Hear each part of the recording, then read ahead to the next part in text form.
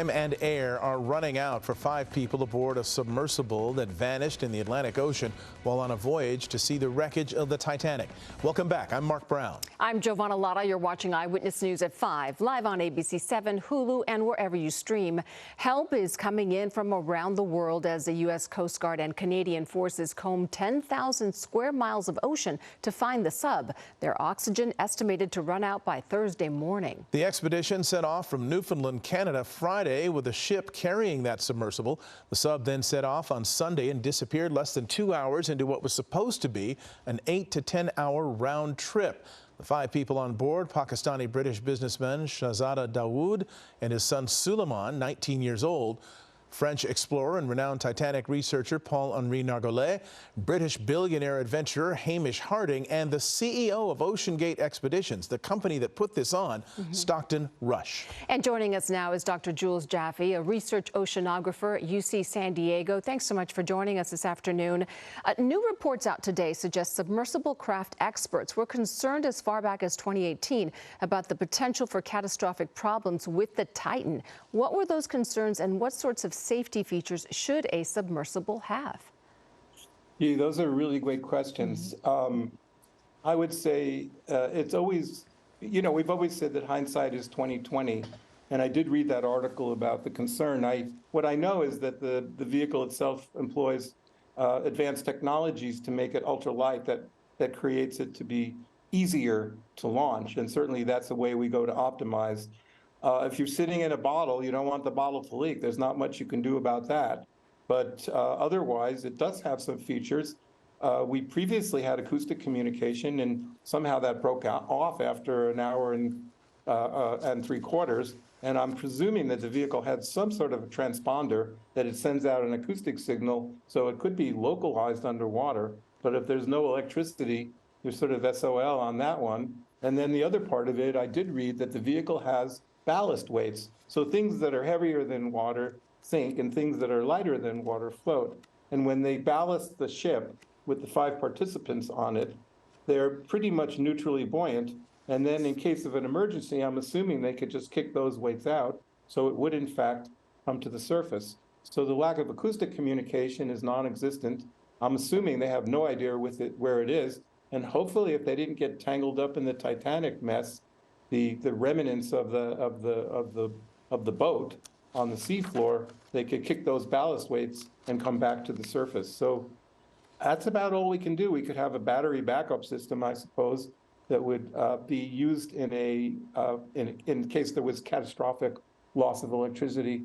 But I'm hoping that the designers of that thought of that. In terms of the mechanical integrity of the hull, I would assume they tested it, but the other thing you can do, and the aerospace industry does take advantage of this, is use ultrasound for non-destructive test evaluation. So we look at the integrity of the wings of planes using sound, and we look for little cracks and things like that. Now, I don't know if they've done that or they've not done that. I don't think it's my position to be accusing them of negligence, but on the other hand, one would hope that they would employ some kind of technology to ensure that the vehicle itself had the mechanical capabilities. And right now, we have no idea what happened. So I don't know if it was a mechanical failure or an electrical failure, or who knows what happened. And given the fact that obviously their oxygen is running out or could run out in another number of hours, what is the most pressing danger of being stranded at that depth?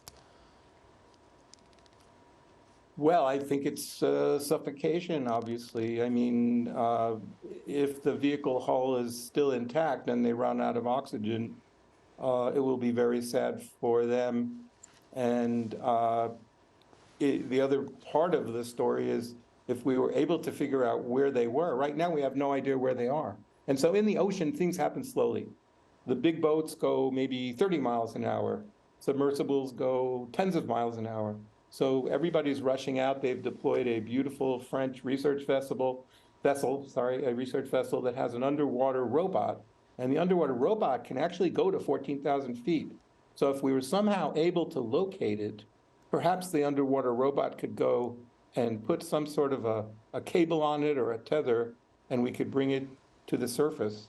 But I guess we're just running out of time. I'm sorry to say that, and I don't want to portend any imminent catastrophes. Yeah. But I think we're all scared about the way this is going. Yeah, of course. And one last question. We've got the CEO of Ocean Gate. He has, I'm sure, presumably a lot of knowledge about this, and that French maritime expert who's had, what, 35 dives to the Titanic before.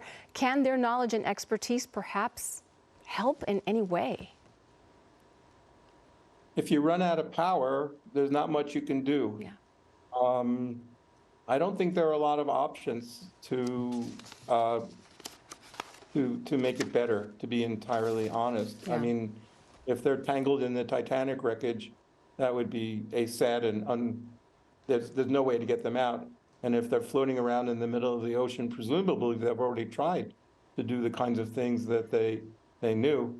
And if we can't find them, because, I mean, the only thing you can think of is some of the deployments have been sono buoys. A buoy is a float that sits on the surface, and we can listen to sounds with it. And perhaps if we heard maybe they're banging on the hull or something like that, we could try to localize it. So I don't see a lot of options for them. It's a rather, the environment there, it doesn't have a lot of capability. I'm sure they don't have a toolkit, and if they did, they probably wouldn't be able to do anything with it. So Yeah.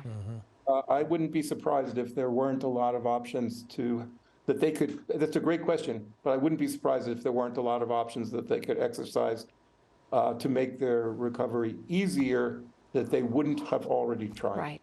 Hello, I'm Mark Brown. Get more great ABC7 content by clicking the subscribe button for our YouTube channel, and download the ABC7 Los Angeles streaming app on Fire TV, Android TV, Apple TV, and Roku to watch on your TV.